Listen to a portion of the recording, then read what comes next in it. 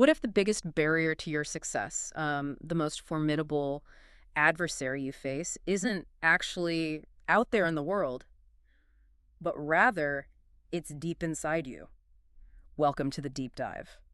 Today, we're plunging into a really fascinating exploration. We're looking at my favorite book.pdf, which is a document presented by Evelyn Cuauhtémoc Castro. Hmm. And it's not just about reviewing a book, it's more about peeling back the layers of a whole philosophy, a way of life, really, that challenges our ideas about personal limits. Right. And what's key here, I think, is understanding why this specific book resonates so much with Evelyn. And, maybe more importantly, what are the lessons, often tough lessons, let's be honest, that it aims to give you, the listener? Okay. The book itself, as Evelyn points out, is Can't Hurt Me by David Goggins. Yeah, that name, it's become almost synonymous with extreme endurance, hasn't it? Both mental and physical. Absolutely. It's really a testament to what the human spirit can overcome when it's pushed, way beyond what we usually think is possible. Okay, so let's unpack this.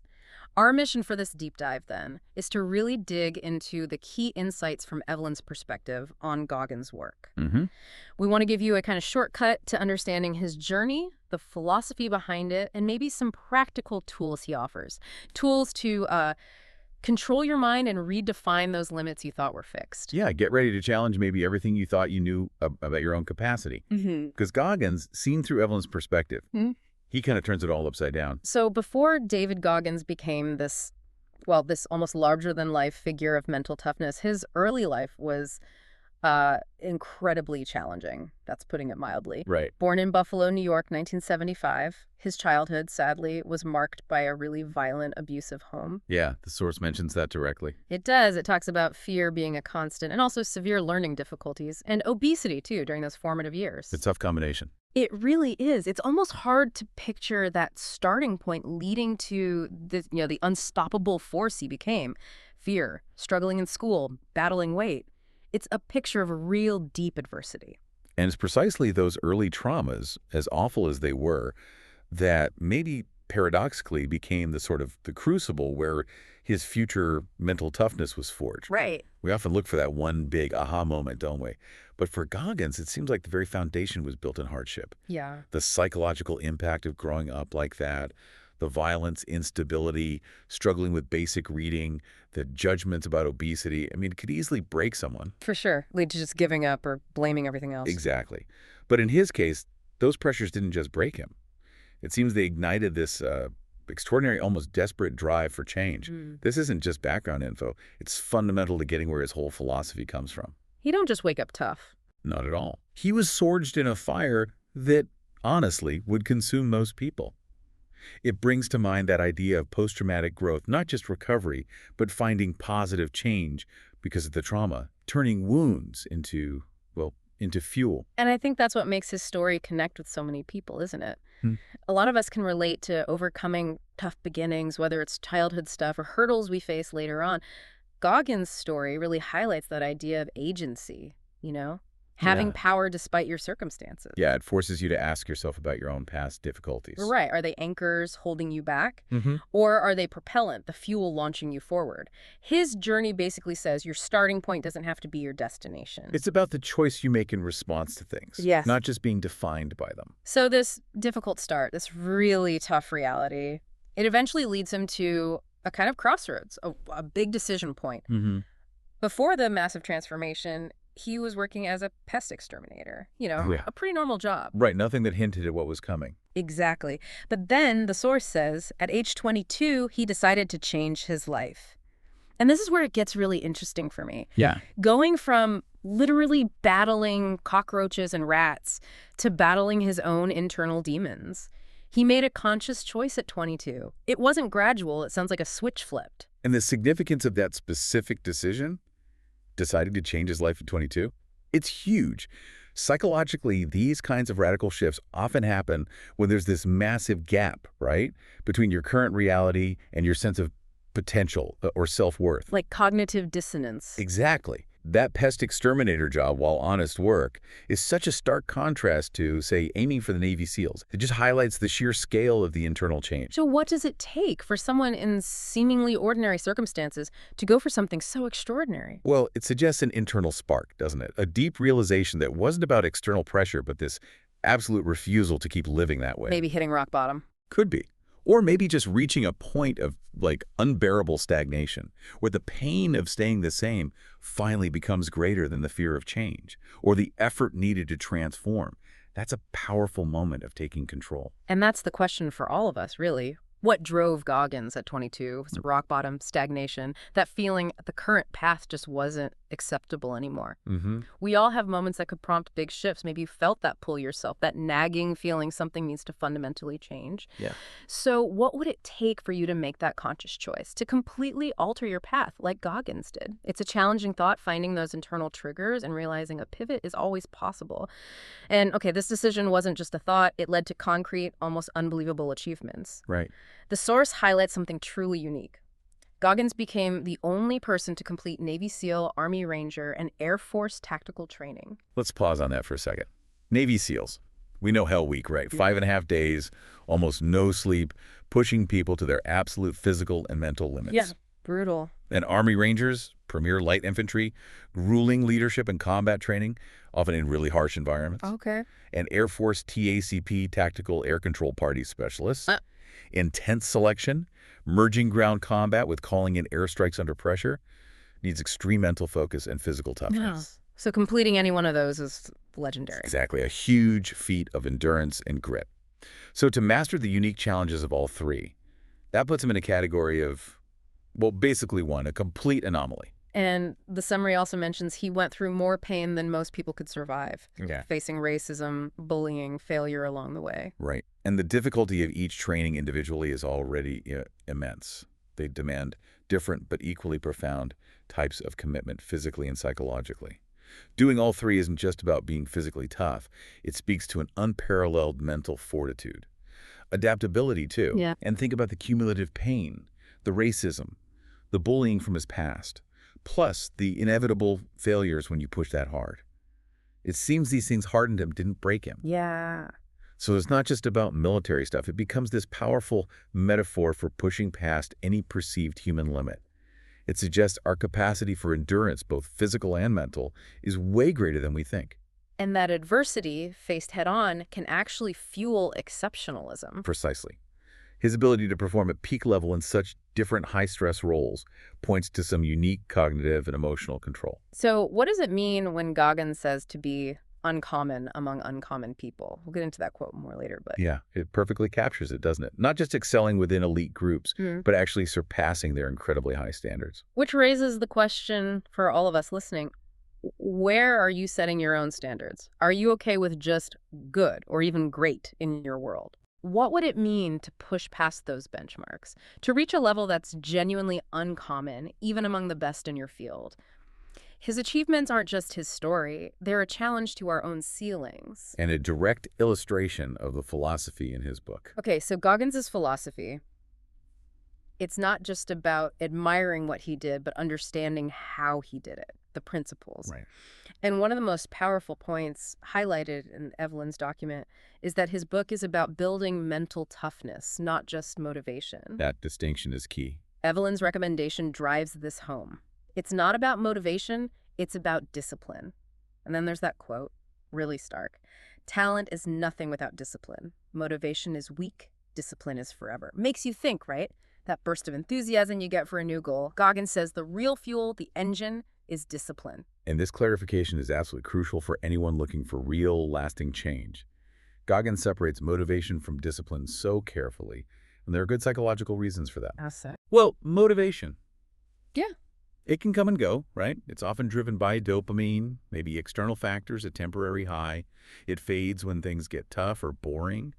It's a great spark, but often not a sustainable fire. Yeah, I can relate to that. Discipline, though, that's internal. Consistent commitment. It's the decision to keep going regardless of how you feel, what's happening around you, whether you want to do it right then. So it's like building a habit. Exactly. Neurologically, it's about rewiring your brain through consistent action, making the desired action the default, even when the initial buzz of motivation is gone. This shift in perspective is central to Goggins. It's revolutionary because it frees us from relying on fickle motivation. And gives us a more reliable framework, like those Stoic philosophers, maybe, focusing on self-control over fleeting emotions. Precisely. It grounds us. And that's why it's so critical for long-term change, isn't it? Think about it. How often has motivation failed you? You start strong, the thrill fades, you drop off. Goggins, through Evelyn's take, offers a different path. Build discipline consciously. Create a framework that doesn't depend on feeling hyped up. It connects to that idea that real transformation often means doing uncomfortable things consistently, Yeah. not just when you feel inspired. Doing what needs doing even when you don't feel like it, knowing the feeling might actually follow the action. Right. And this philosophy isn't just talk, it comes with tools. Right, it's not just abstract. Yeah. Goggins introduces practical tools, and Evelyn points out two really powerful ones, the accountability mirror and the 40% rule. Okay. So what does this mean for us? Imagine looking at yourself in this accountability mirror, really seeing where you fall short, maybe, but just facts, no judgment. Mm-hmm. And then when you think you absolutely cannot push any further, Right. remembering that 40% rule. Let's dig into these. The accountability mirror. It's more than just looking in a mirror, right? Yep. It's a metaphor for radical self-honesty. It means confronting yourself without filters, seeing weaknesses, setting clear goals, tracking progress, and crucially, no excuses. Psychologically, it's like self-monitoring techniques in therapy. Awareness is the first step. So brutal honesty. Brutal self-assessment, yeah. And total ownership. Goggins uses it to shatter those comfortable stories we tell ourselves about why we aren't achieving things. Challenges denial, procrastination. I've heard he literally used sticky notes on his mirror. Exactly. Goals, shortcomings right there. A constant, unavoidable reminder of the gap between where you are and where you want to be. It builds commitment to closing that gap. Okay, and the 40% rule. This one's fascinating. It's Goggins' idea that when your mind screams you're done, you're exhausted, can't take another step, you've actually only used about 40% of your real capacity. Only 40%, really? That's his claim.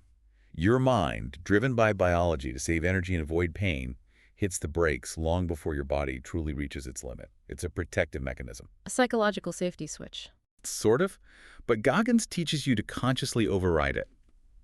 Think about exercise studies using rate of perceived exertion. How you feel often dictates performance more than actual muscle fatigue. Okay. The 40% rule is about systematically pushing past that perceived limit, understanding you have reserves you didn't know about. It's about overriding the internal quit switch and finding a deeper well of resilience. Expanding your comfort zone through discomfort. Exactly. And the accountability mirror helps track this. You create a feedback loop, pushing those mental barriers, understanding your true capacity. So how do we use these daily, beyond, running 100 miles? Great question. The accountability mirror, use it for your career, relationships, habits. Are you really accountable for learning that new skill?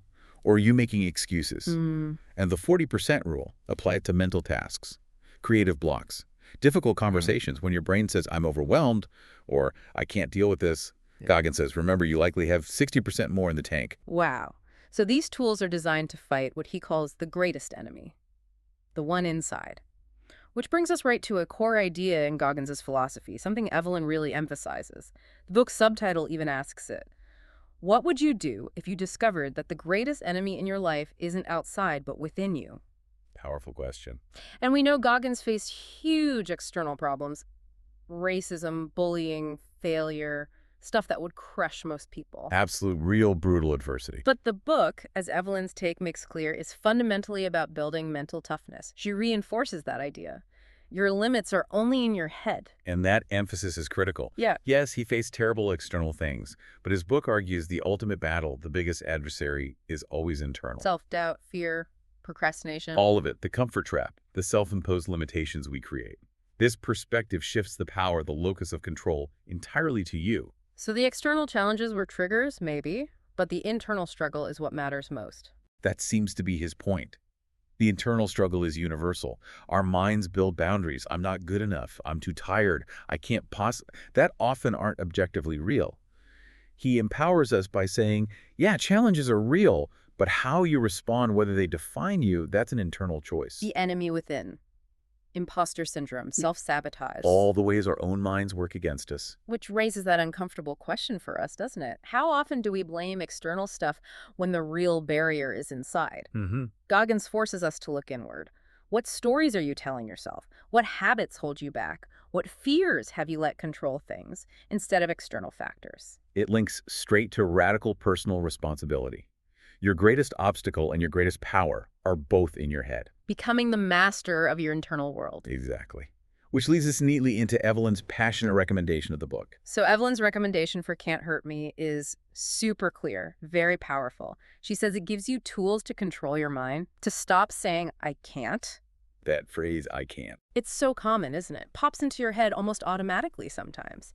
Evelyn's highlighting how this book directly attacks that mental block, gives you the power to rewrite your own internal script.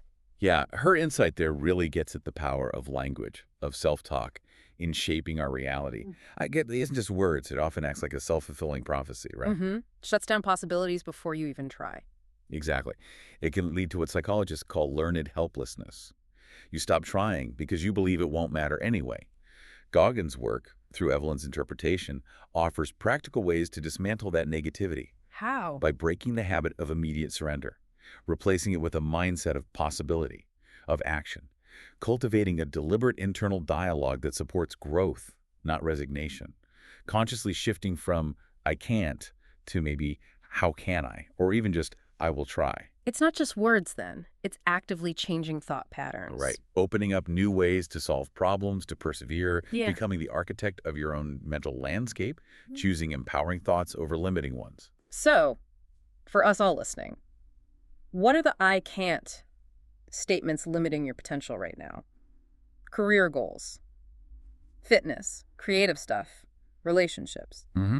Evelyn suggests that changing that core dialogue, actively replacing I can't, can unlock things you thought were impossible, moving from passively accepting limits to actively pursuing possibilities. And this control, Evelyn argues, connects directly to understanding the nature of limits themselves. Yeah, building on that, Evelyn says the book reminds you that your limits are only in your head. That's a pretty bold statement. It is bold, Yeah. but it gets right to the core of Goggins' message, doesn't it? It does. It challenges us to question the very foundation of what we think we're capable of. And what Evelyn distills here is fascinating. The walls we hit are often built by our own thoughts, not by objective reality. This points straight to that idea of perceived limits. How so? Well, often our mental conditioning from past failures, society's expectations, maybe even well-meaning advice, creates boundaries that aren't actually real. They're mental constructs, deep beliefs we rarely question, things we just accept as true about ourselves. Exactly. Goggins, as Evelyn sees it, throws down a radical challenge to those self-imposed ceilings. He argues our true capacity, physical, mental, emotional, is way greater than we believe. It's a call to question your assumptions about your own capabilities. To ask, is this limit real or just something I've told myself? Precisely. To investigate whether it's a genuine obstacle or just a mental barrier you've built and reinforced. This often means pushing yourself into that uncomfortable space where you have to reconcile a perceived limit with an actual achievement. That's how you expand your belief in what's possible. So, the critical introspection point for us, where you draw your lines. Where have you implicitly accepted a limitation that might just be in your mind? Career, fitness, learning something new. Are you telling yourself, I can't, or I'm not good enough, or it's too late? Yeah. This really pushes for a fundamental rethink of personal potential, asking, what if that limit is just a story, a barrier I can actually dismantle? It's a profound idea. And this challenge, Evelyn reminds us, isn't sustained by just feeling enthusiastic. It requires consistent effort. Which brings us back to that key principle. Evelyn states it so clearly. It's not about motivation, it's about discipline. She really hammers home Goggins' point. That shiny, exciting motivation, it can vanish. It's the gritty, consistent discipline that gets you across the finish line, day after day, whether you feel like it or not. It's the difference between starting and finishing. Exactly. And Evelyn's emphasis here underlines how central discipline is in Goggins' philosophy. It's the engine for sustained growth. Not just starting strong on enthusiasm, but continuing when it gets hard or boring or when motivation dips. Yeah, when the novelty wears off. Right. Discipline is portrayed as the bedrock habit, the foundation for all long-term success. It's committing to your goals even when there's no immediate reward. That's what builds real mental toughness. Like a muscle for the mind. That's a great way to put it. The more you exercise it, the stronger it gets. Difficult tasks become easier over time. It's about choosing to act based on long-term goals, not short-term feelings. Showing up, day in, day out. It's an investment in your future self. Absolutely. So how do we cultivate that? Discipline in areas where we usually just rely on motivation. Well, this really calls for some practical thinking about habits, doesn't it? Yeah. Maybe breaking big goals into smaller, consistent actions, making them less scary. Could be. Or creating routines you stick to no matter what. Automating the choices that lead to progress. Goggins, through Evelyn's lens, seems to be saying the secret isn't feeling like doing it, it's just doing it. And letting the good feelings, like accomplishment, catch up later. Building a life on consistent action, not just inspiration. And these big ideas, they often get distilled into these powerful, memorable quotes. Yeah, Goggins' philosophy often comes through in these incredibly direct, punchy quotes. Evelyn's document highlights this one. Talent is nothing without discipline. Motivation is weak. Discipline is forever. Straight to the point. It really makes you think, doesn't it? We tend to admire talent, put it on a pedestal, but Goggins says without the grind, without discipline, talent is just potential, not performance. It's a real challenge to conventional wisdom. It is. And this quote unpacks that contrast brilliantly. Inherent ability, talent versus cultivated consistency, discipline. Goggins argues talent alone isn't enough for real success or transformation. It can even be a trap. It can. Relying only on talent can lead to that fixed mindset Carol Dweck talks about, believing abilities are static, so you avoid challenges. Goggins champions a growth mindset potential is realized through relentless effort. And he hits that motivation is weak point again. Right. Contrasting its fleeting nature with the enduring power of discipline. It promotes this idea that success is earned through effort, not just granted by natural gifts or luck. You think of athletes, historical figures, often not the most naturally talented, but achieved greatness through sheer, unwavering discipline. Exactly. And conversely, how many talented people squander potential through lack of effort? This message puts the power firmly in your hands. Success is earned. So for us, where might we be relying too much on talent or waiting for motivation instead of building solid discipline? Are you waiting for inspiration or just doing the work? It makes you question if you're truly maximizing potential by prioritizing the long, steady grind. It impacts how we think about raising kids, education, managing teams too, focusing on grit over just innate ability. Another cornerstone of Goggins' thinking, which Evelyn highlights, is the absolute power of the mind. He says, the mind is everything. It all begins and ends there. Heavy. And then, perfectly complementing it, the most important conversation is the one you have with yourself, which really makes me think about how much our internal dialogue governs our lives. If we connect this to the bigger picture, Goggins is basically telling us, master your inner voice, because that's where every victory and every defeat is first conceived. So the mind is the control center for action and inaction. Exactly. That's his philosophy. Battles are won or lost there before they even start physically. That most important conversation idea emphasizes self-talk, our internal narrative, our psychological strength. It's the ultimate decider. Connects right back to the enemy within. Precisely. Our internal landscape is the main arena. Goggins advocates for relentless self-questioning, cognitive restructuring, challenging negative thoughts, replacing limiting beliefs, intentionally building a mental framework for endurance. It's like metacognition on steroids, being aware of how you think. That's a good way to put it. So how conscious are we of our internal dialogue? What conversations are you having with yourself daily? How do they shape your reality, your actions, your limits?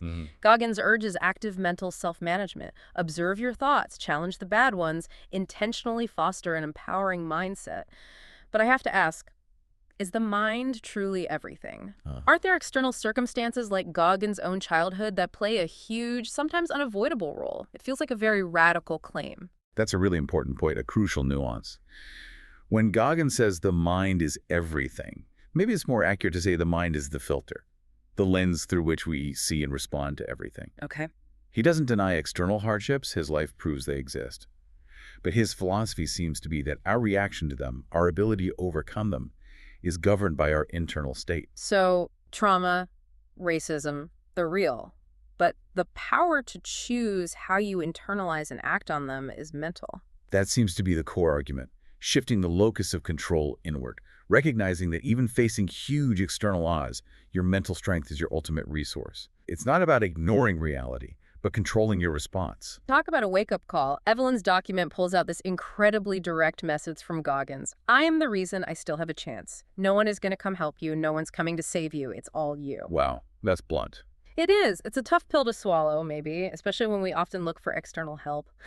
But it's also incredibly empowering if you really embrace it. It really articulates his stark message of absolute personal accountability, doesn't it? Yeah. He just dismantles any expectation of rescue, puts the responsibility entirely on the individual for progress, survival, transformation. All of it. It's a call for radical self-sufficiency, owning your destiny. Now, the directness might sound harsh, even isolating, especially for people dealing with serious trauma where support is vital. We need to acknowledge that. Right. But Goggins is speaking from his experience of surviving extreme adversity, largely through his own will.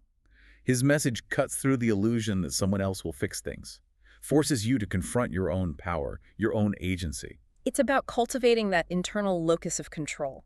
Believing you shape outcomes. You're not just a victim of circumstance. Exactly. It turns something potentially scary into something liberating. And yeah, while it might seem daunting for us, it can be liberating. Shifts focus from waiting for a savior to becoming your own. Puts you in the driver's seat. Taking full responsibility for choices and outcomes. So what does it mean to really embrace it's all you in your life? Where might we be unconsciously waiting for someone or something else to fix an internal issue or give us a push? It demands a complete internal shift, from passive waiting to active creation. And this intense self-reliance leads to his ultimate challenge. Hashtag tag 4.4, the call to be uncommon among uncommon people. Right, the final quote from Evelyn's document, Goggins' ultimate challenge. Be uncommon among uncommon people. That packs a punch. It really does. This isn't just about being successful. It's about pushing the absolute limits of human capability, of mental toughness. Even when you're already among the elite, it's a profound challenge. It feels like the ultimate distillation of his whole philosophy, doesn't it? Be uncommon among uncommon people. It's not enough to be good. Not even enough to be excellent within a tough field or a high-achieving group. It's about going beyond even that. Exactly. Transcending those high standards, pushing past what's already considered exceptional to reach a truly unique, unparalleled level of mastery, resilience, output. Ties right back to his own story. SEALs, Rangers, TACP. Right. He didn't just join those elite groups. He became an outlier within them. Distinguished himself where everyone was already extraordinary. Psychologically, this means a relentless drive for personal bests. Constantly seeking tiny improvements. Yeah, that accumulate into huge differentiation, never settling, even when you've already achieved what others think is impossible. So as you listen to this, what does uncommon among uncommon people mean in your world? Your job, your hobbies, your goals. It's about striving for personal bests that push boundaries, not just average boundaries, but the boundaries set by those already pushing limits. It's an invitation to aim higher. Not just meet expectations, but blow past them in ways that set you apart, even from the best around you. Define your own Everest, and then aim for the next peak beyond it. Hashtag tag outro. And that brings us to the end of another pretty intense deep dive. We've journeyed through David Goggins' incredible life, from that tough childhood to those unprecedented military feats. A remarkable journey. We've looked at that key difference between motivation and discipline, explored tools like the accountability mirror and the 40% rule, and wrestled with the wisdom in his very direct quotes, all brought to us through Evelyn Castro's insightful take. Yeah, what's clear is that Goggins' philosophy, as Evelyn illuminates it, it's definitely not for the faint of heart. It's demanding, often uncomfortable, but ultimately it's an empowering call. A call to face our limits and embrace radical responsibility. Totally. So as you go about your day, maybe mull this over. If your limits really are, as Evelyn highlights, mostly in your head, then what impossible thing might you unlock just by refusing to say, I can't, one more time? And instead, maybe asking, what if I just tried a little bit more? We really encourage you to reflect on these ideas. Consider how Goggins' challenging philosophy, seen through Evelyn's perspective, could apply to your own life, your own challenges. Thanks for diving deep with us today.